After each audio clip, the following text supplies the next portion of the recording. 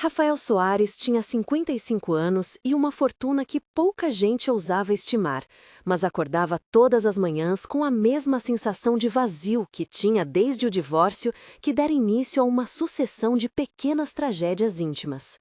Aos olhos do mercado, ele era o homem que transformara uma construtora local em um grupo nacional, dono de prédios, hotéis e uma carteira de investimentos que fazia gerentes sussurrar em números. Por trás das janelas espelhadas da sua mansão, no entanto, havia silêncio, quartos que cheiravam a perfume antigo, uma lareira que raramente queimava e uma xícara de café que esfriava sem que alguém a tomasse. Cansado de provar com presentes e viagens que podia comprar companhia, Rafael tomou uma decisão radical. Numa manhã de terça, com o cheiro forte do café preenchendo a cozinha e a luz cinzenta entrando pelas cortinas, convocou 4 mulheres e entregou a cada uma um cartão preto ligado à sua conta. Sem limite e sem perguntas, apenas 24 horas para gastar. O objetivo era simples e cruel: descobrir quem o amava por quem ele era, e não pelo que possuía. Entre as convidadas havia a estilista Carla, famosa por vitrines e looks que quebravam recordes. Beatriz, executiva de relações públicas que vivia entre eventos e contratos milionários. Luísa, influenciadora com seguidores, lives e parcerias. E Maria, a empregada da casa, que todos conheciam pelo cuidado com o jardim e pelo hábito de acender a lareira nos dias frios. Quem realmente ia se aproximar por afeto quando o cartão não era apenas um cartão, mas a extensão de um mundo inteiro? Essa era a promessa do experimento, e o que se seguiu virou uma série de pequenas revelações sobre escolha, sacrifício e surpresa. Rafael nascera numa casa pequena, com janelas abertas para um quintal de terra e o cheiro de café torrado pela manhã. Filho de costureira e pedreiro, aprendeu desde cedo que o trabalho repetido podia construir algo maior que a necessidade imediata. Na adolescência, vendia sanduíches na obra do pai, sentindo o gosto do pão quente e ouvindo o martelo no fundo como um metrônomo de vida. Estudou engenharia e, entre aulas e estágios, conheceu o prazer de lidar com projetos que cresciam em concreto. Subiu degrau por degrau até fundar a construtora que o lançou no circuito dos ricos. Teve 3 casamentos, cada um com promessas diferentes. O primeiro por paixão adolescente, o segundo por ambição mútua, o terceiro por esperança de estabilidade. Em todos, algo se quebrou: traições, planos interrompidos, cartas que nunca chegaram.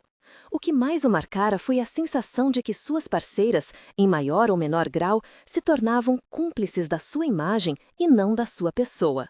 Hoje, o som das chaves na porta o assustava mais do que a ausência delas, porque mostrava que qualquer presença poderia ser comprada. Essa foi a gênese do teste: ver com os próprios olhos se, num dia em que o dinheiro falasse sem limites, haveria quem escolhesse comprar para si e quem escolhesse comprar para outros. A memória do passado vinha com imagens nítidas: as mãos da mãe remendando uma camisa, o cheiro de suor de obra, o impacto surdo do primeiro contrato grande. Motivado por essas lembranças, Rafael queria encontrar algo que o dinheiro não pudesse alugar, um gesto autêntico que o surpreendesse. Na tarde que antecedeu o teste, a casa se encheu de vontades desencontradas. Ana, assistente pessoal de Rafael, arrumou envelopes com cartões e instruções, sentindo o tecido liso do papel entre os dedos. Marcos, o mordomo, limou as lacunas da agenda e perguntou sem conseguir esconder a curiosidade: "Tem certeza que quer seguir com isso, senhor?" Rafael tocou o anel que sempre usara no dedo direito, lembrança de quando prometeu a si mesmo que se construísse algo seria sólido. "Mais do que certeza, quero respostas", respondeu ele, olhando para a lareira que ainda fumegava. Chegaram as convidadas. Carla desceu de salto alto, o som do sapato batendo no mármore, um perfume que lembrava pimenta e orvalho. Beatriz trouxe bolsas que cheiravam a couro novo e papéis com contratos colados. Luísa chegou tarde, já ao som do motor que freava na rua, com o celular na mão e 1000 comentários para conferir. Maria entrou com calma, com as mãos um pouco ásperas do jardim e uma cesta pequena com flores que colhera ao amanhecer. O aroma das flores mesclou-se ao café e ficou como uma marca invisível no ar. Rafael explicou as regras: 24 horas, Qualquer compra, qualquer destino, sem perguntas. Os olhos de cada uma brilharam de uma forma diferente. Expectativa, ambição, jogo e, no caso de Maria, uma espécie de calma que parecia dizer que nem tudo se decide pelo brilho. A montagem do primeiro dia parecia pensada para um reality show. Carla, Beatriz e Luísa partiram em diferentes direções, cada uma ostentando planos e listas.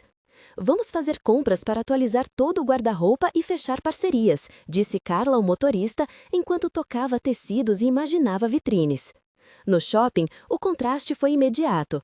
As vitrines brilhavam, a música ambiente era uma mistura de beats leves e risos, e os vendedores giravam para atender a quem chegava com cartão escuro. Havia vozes, etiquetas, metálicos e o couro novo que soltava um cheiro intenso. "Quanto custa esse casaco?" perguntou Carla, já com os dedos percorrendo o tecido. "É uma peça de alta costura, senhora. 15 mil", respondeu o vendedor, com a língua nos dentes, encantado. "Coloque no cartão", disse Carla, impaciente. "Quer também a bolsa que combina?" "Claro", respondeu Carla. "E aquelas botas de camurça? Traz aqui." Os atendentes anotavam tamanhos, faziam embrulhos com papel perfumado e sussurravam recomendações. Em outra loja, Beatriz negociava um jantar e uma reserva em um restaurante que costumava receber ministros, enquanto esboçava uma festa para amigos e clientes que poderiam ser influenciados por sua presença. Luísa, por sua vez, filmava tudo ao vivo, sorrindo para a câmera, dizendo: "Gente, vocês não vão acreditar no que vou comprar", e enfeitando o consumo com hashtags e risos calculados. Entre duas sacolas, uma recepcionista olhou para o cartão e murmurou: "Imagino que seja para uma nova campanha, né?" "Para mim e para o feed", disse Luísa. Em todas as compras havia toque de ouro, plástico fino, pilhas de caixa que cheiravam a verniz novo.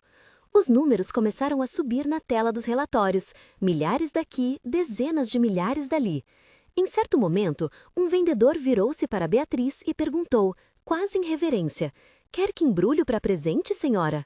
"Não precisa", respondeu ela, controlada. "É para mim." Havia uma certeza no ar de que tudo poderia ser transformado em imagem. Perto das lojas de luxo, o relógio de Rafael corria implacável. Enquanto isso, Maria saiu com o cartão para a rua, mas não em direção às lojas. Fechou a porta da casa com o som da madeira se ajustando, passou pela praça onde o mercado local cheirava a pão fresco e a peixe e entrou num hospital modesto do bairro, onde as luzes eram frias e havia uma fila de famílias na recepção. O contraste entre os mundos era uma fotografia viva. O toque frio do aço urbano nas vitrines, o toque quente das mãos de quem segura um quadrado de papel com o número do cartão, o cheiro do couro e o cheiro do sabonete hospitalar. Pare aqui por um momento se você está sentindo a mesma incredulidade que nós agora, saiba que não está só. Se tivesse 24 horas com um cartão sem limites, qual seria a primeira coisa que você faria? Escreva começando com: "Eu usaria para." Você compraria algo para si, ajudaria a família, doaria tudo, investiria, faria outra coisa? Diga também por que faria essa escolha. Os comentários mais interessantes serão lidos nos próximos vídeos e ajudam a construir debates reais sobre valores. Sua resposta importa, porque histórias como esta nos fazem pensar no que escolheríamos se pudéssemos mudar a vida de alguém num único gesto. Agora, voltemos para as compras, que definiriam o resto daquele dia. O relatório consolidado que chegou à casa naquela noite parecia uma tabela de emoções dispostas em números. Carla comprava roupas, sapatos e 2 malas de viagem de luxo, ao todo quase 120 mil reais. Beatriz fechara um contrato para um evento e pagara pontas de coletiva, gastos que chegavam a 70 mil. Luísa, entre doações planejadas para o canal e compras de produção, atingira 60 mil. Cada item vinha com notas fiscais, fotos e vídeos. Maria, por outro lado, gastara de maneira diferente. A primeira compra foi uma cirurgia de urgência para uma criança chamada Lucas, cujo tratamento foi interrompido por falta de recursos. No balcão da clínica, o cheiro do álcool misturava-se ao desespero contido da mãe, que segurava um envelope amassado. "Eu pagarei isso", disse Maria ao atendente, com voz firme. "Não sei como devolver, mas posso ajudar agora." O enfermeiro olhou surpreso. "É uma quantia grande", disse ele, e Maria colocou o cartão, sentindo a dor. Plástico frio entre os dedos.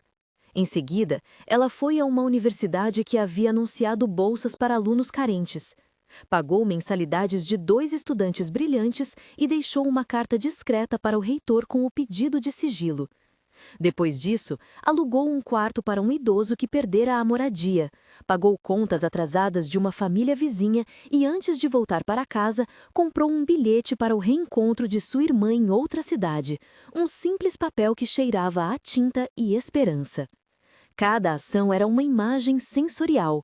O cheiro do remédio na clínica, o som abafado dos corredores da universidade, o toque áspero do envelope com o bilhete.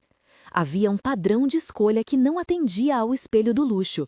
Havia, em vez disso, um fio que ligava cuidado e justiça imediata. Momento de tensão 1.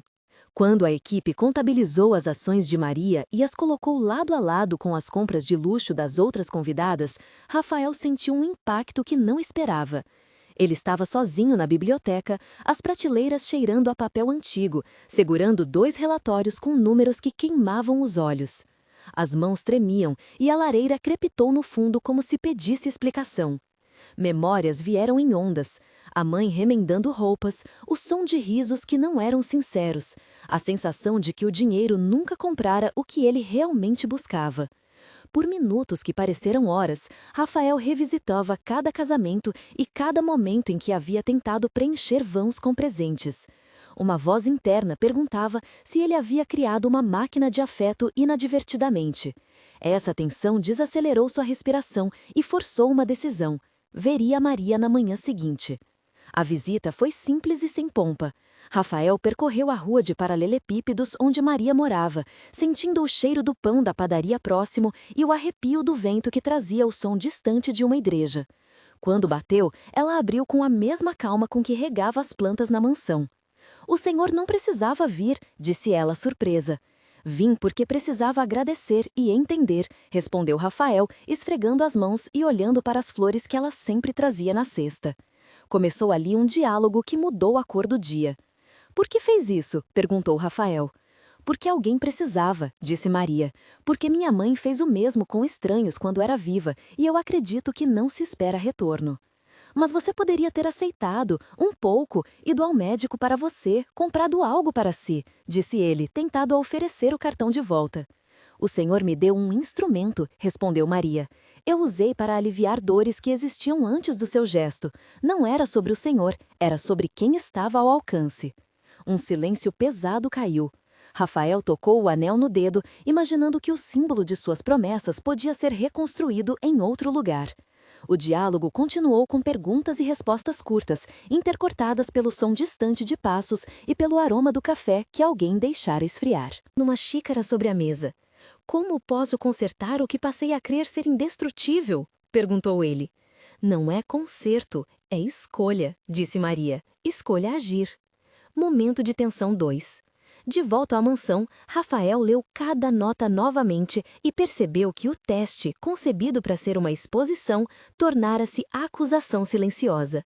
Havia culpa em reconhecer que sentia mais leve por ver alguém escolher o outro do que por abrir uma caixa com roupas novas. Ele se viu chorando pela primeira vez em anos, com o som fino que costuma acompanhar a liberação de uma dor antiga. Recordou o som de sua filha quando criança, a textura do cobertor que ela sempre pedia e entendeu que não fora ausente apenas por estar ocupado, mas porque nunca tivera parâmetro para agir de forma diferente. A noite trouxe insônia e uma vontade urgente de mudar. O confronto final reuniu as 4 na sala de jantar, onde a mesa brilhava ao reflexo do candelabro e o anel que Rafael sempre usara parecia mais iluminado que nunca.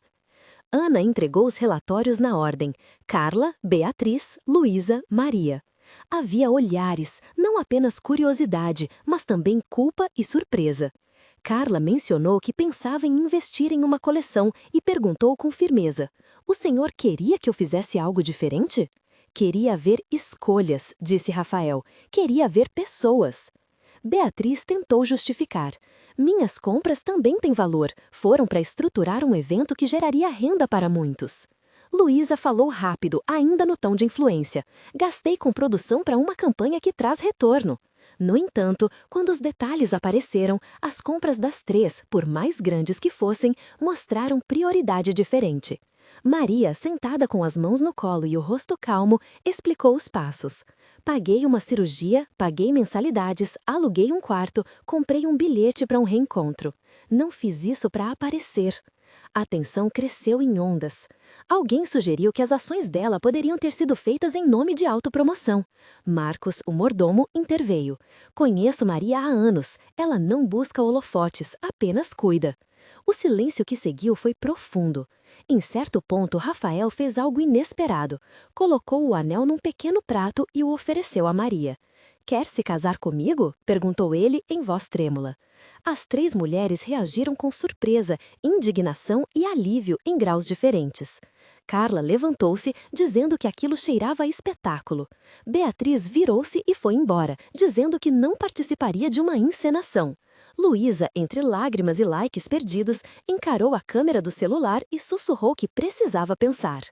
Maria olhou para Rafael, sentiu o metal frio da aliança e respondeu com honestidade: "Não sei se estou pronta para isso, mas sei que não quero ser presente, quero ser vista." Foi um momento que condensou vergonha, ternura e possibilidade. Momento de tensão 3. A decisão pública veio depois de muitos telefonemas e conversas íntimas. Rafael decidiu que não faria um casamento de palco, mas queria reconhecer o gesto de Maria de forma clara e concreta. Anunciou poucas palavras que faria uma doação substancial para o hospital onde a cirurgia havia sido paga, criaria bolsas de estudo mantidas pela sua empresa e disponibilizaria habitabilidade para famílias em risco sem publicidade excessiva. A imprensa veio, claro, e tentou transformar a história em espetáculo. Alguns jornalistas criticaram a exposição de escolhas individuais, outros celebraram o gesto como exemplo. A tensão estava em manter a autenticidade diante das lentes. Rafael preferiu que a maior parte da transformação acontecesse longe dos flashes. A cada decisão, o som do anel no bolso lembrava-lhe que havia algo maior do que a imagem, um compromisso que exigia mais do que um símbolo. No mês seguinte, o lugar mudou em detalhes que eram fáceis de sentir. A lareira da mansão começou a ser acesa com mais frequência, não para ostentar, mas para reunir pessoas. Rafael passou a frequentar um pequeno café do bairro onde Maria comprara o bilhete de ônibus. O cheiro do café ali era forte e diferente do que encontrava nas máquinas empresariais. Visitou o hospital sem anúncio e conversou com enfermeiras que agora sorriam ao vê-lo, não por causa do cheque, mas porque havia respeito concreto pela continuidade do tratamento. Um mês depois, houve um casamento simples entre Rafael e Maria no cartório, com som de panelas vindas da cozinha e a presença discreta de Ana, Marcos e alguns vizinhos. A festa foi de pão caseiro, um bolo modesto e o anel foi posto com mãos que tremiam de emoção. 3 meses depois, a fundação que recebeu o nome dos pais de Rafael abriu bolsas para jovens do bairro, com um comitê que incluía professores e líderes comunitários. 6 meses após o experimento, a mansão já não era apenas vitrine. Parte do imóvel passou a abrigar um espaço comunitário, com biblioteca, computadores e um pequeno ateliê coordenado por Carla, que voltara depois para gerir um projeto social, e por Beatriz, que financiou ações pontuais em eventos beneficentes. Luísa doou parte do que havia ganho para a promoção de jovens criadores de conteúdo do bairro. A repetição de imagens simbólicas se manteve, o café como ritual de conversa, o anel como símbolo de promessa e a lareira que aquecia mais do que o corpo, aquecia encontros. A epílogo primeiro momento trouxe a rotina do casal ajustando-se a pequenas felicidades cotidianas. Maria manteve as flores na cesta e passou a ensinar jardinagem para crianças do bairro. O cheiro das flores misturava-se ao café que Rafael finalmente aprendeu a tomar morno, gostando do amargor que o lembrava do início. Eles aprenderam a cozinhar juntos, numa cozinha que agora tinha um fogão onde antes o brilho exibia panela sem uso. Havia visitas semanais aos pais de Maria e noites com música suave perto da lareira, com o som de conversas que não eram barulho, mas presença. Segundo momento, 3 meses depois, a fundação já financiava 6 bolsas e o hospital reajustara um protocolo de urgência graças a um caixa de doação que permitiu comprar equipamentos básicos. Luísa doou parte do que havia ganho para a promoção de jovens criadores de conteúdo do bairro. A repetição de imagens simbólicas se manteve, o café como ritual de conversa, o anel como símbolo de promessa e a lareira que aquecia mais do que o corpo, aquecia encontros. A epílogo primeiro momento trouxe a rotina do casal ajustando-se a pequenas felicidades cotidianas. Maria manteve as flores na cesta e passou a ensinar jardinagem para crianças do bairro. O cheiro das flores misturava-se ao café que Rafael finalmente aprendeu aprendeu a tomar morno, gostando do amargor que o lembrava do início. Eles aprenderam a cozinhar juntos numa cozinha que agora tinha um fogão, onde antes o brilho exibia panelas sem uso.